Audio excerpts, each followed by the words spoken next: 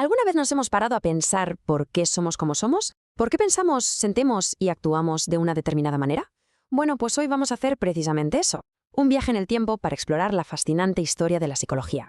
Veremos cómo, a lo largo de los siglos, hemos intentado descifrar el increíble misterio de la mente humana. Todo, absolutamente todo, arranca aquí, con esta pregunta. Una pregunta que seguro que más de una vez nos ha rondado la cabeza. Es tan sencilla de formular y al mismo tiempo es tan compleja. Esta curiosidad es sin duda el motor de todo lo que vamos a ver. La pregunta eterna. Y es que, claro, mucho antes de que existieran laboratorios, batas blancas y experimentos, estas grandes preguntas sobre quiénes somos, pues se exploraban de otra manera. Era el terreno de la filosofía y de la fe. Y aquí es donde empieza nuestro viaje. Nos vamos a la antigua Grecia, que es donde encontramos, digamos, los primeros intentos serios y sistemáticos de entender la psique, que para ellos era el alma. Y aquí mismo, en la cuna de la filosofía, nace el primer gran debate. Por un lado, a la izquierda, tenemos a Platón. Para él, la mente y el cuerpo eran dos cosas totalmente separadas, como un fantasma en una máquina, vaya, y creía que ya nacíamos sabiéndolo todo, que el conocimiento era innato. Pero a la derecha, su alumno Aristóteles le dijo: «Un momento, maestro». Para él, mente y cuerpo eran inseparables, uña y carne, y el conocimiento se adquiere con la experiencia. Este choque de ideas, ojo, marcó el debate durante los siguientes 2000 años. El tiempo, claro, avanza. Después de Grecia, durante la Edad Media, todo lo relacionado con la mente se explicaba a través de la teología. Pero llegó el Renacimiento y el foco volvió a ponerse en el ser humano. Y aquí es donde aparece una figura clave, René Descartes, que recupera con fuerza esa idea del dualismo mente-cuerpo y, sin saberlo, deja el terreno abonado para lo que estaba a punto de llegar. Y ahora sí, llegamos a un punto de inflexión, el momento exacto en el que el estudio de la mente deja de ser solo cosa de filósofos para empezar a convertirse oficialmente en una ciencia. Hay que grabar esta fecha a fuego, 1879. Este es el año que se considera, de forma unánime, el nacimiento de la psicología como una disciplina científica independiente. Y el responsable de todo esto fue este señor, Wilhelm Wundt. En su laboratorio de Leipzig, en Alemania, hizo algo que era absolutamente revolucionario para la época.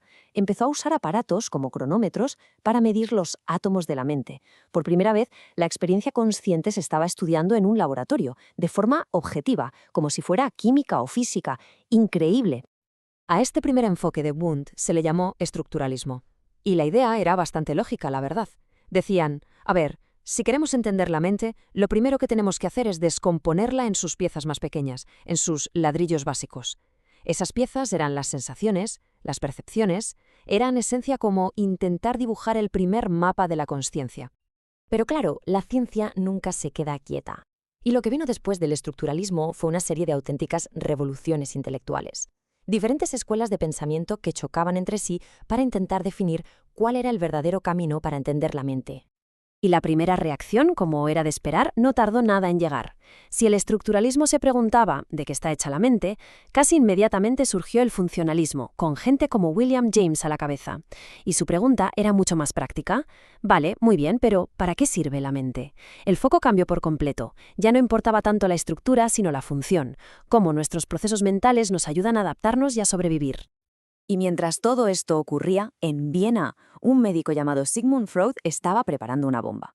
Propuso una idea que era radical, casi una herejía en su momento, que en realidad no somos los dueños de nuestra propia casa, que una parte enorme de lo que hacemos y sentimos está dirigida por una fuerza oculta, el inconsciente, lleno de deseos, conflictos y recuerdos reprimidos. Esto, sencillamente, lo cambió todo. Pero claro, el psicoanálisis, con sus ideas sobre algo tan etéreo como el inconsciente, era fascinante, sí, pero era inobservable. Así que la ciencia más rigurosa reaccionó de forma contundente con el conductismo. Su lema era casi un grito de guerra: si no se puede ver y medir, no nos interesa para la ciencia. Figuras como Watson y Skinner dijeron: vamos a olvidarnos de esa caja negra que es la mente y a centrarnos solo en lo que podemos observar, los estímulos que entran y las conductas que salen. Y punto. Pero ignorar la mente no iba a durar para siempre. Hacia mediados del siglo XX, la mente volvió con más fuerza que nunca. Fue la llamada revolución cognitiva. Se recuperó el interés por estudiar los procesos internos como la memoria, la atención o el pensamiento. Pero esta vez, eso sí, con el rigor científico que habían exigido los conductistas.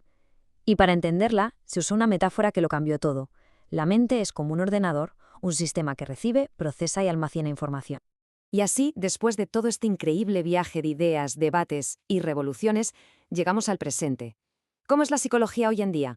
Pues sobre todo es un campo muchísimo más integrador y diverso de lo que fue nunca. Hoy ya nadie cree que una sola perspectiva lo explique todo. Para entender de verdad por qué hacemos lo que hacemos, hay que combinar diferentes enfoques. Hay que mirar la biología de nuestro cerebro, nuestros procesos cognitivos, las conductas que aprendemos, cómo nos influye la sociedad. Es un puzzle enorme y cada enfoque nos da una pieza diferente. Y el resultado es que hoy la psicología tiene un impacto inmenso en nuestras vidas. Está, literalmente, en todas partes. Desde mejorar la salud mental en la terapia hasta optimizar el aprendizaje en las escuelas, potenciar el rendimiento de los deportistas o crear entornos de trabajo más saludables. Y, por supuesto, sigue en la frontera del conocimiento, colaborando con la neurociencia para desvelar los últimos secretos del cerebro. Así que, como hemos visto, la historia de la psicología no es una línea recta que lleva a una única verdad. Es más bien un viaje continuo, una conversación fascinante entre distintas épocas y pensadores que a día de hoy sigue muy, muy viva. Y quizá esa sea la conclusión más importante de todas. Porque cada teoría, cada debate, cada experimento, en el fondo no es más que un intento de acercarnos un poco más a esa gran pregunta con la que empezamos.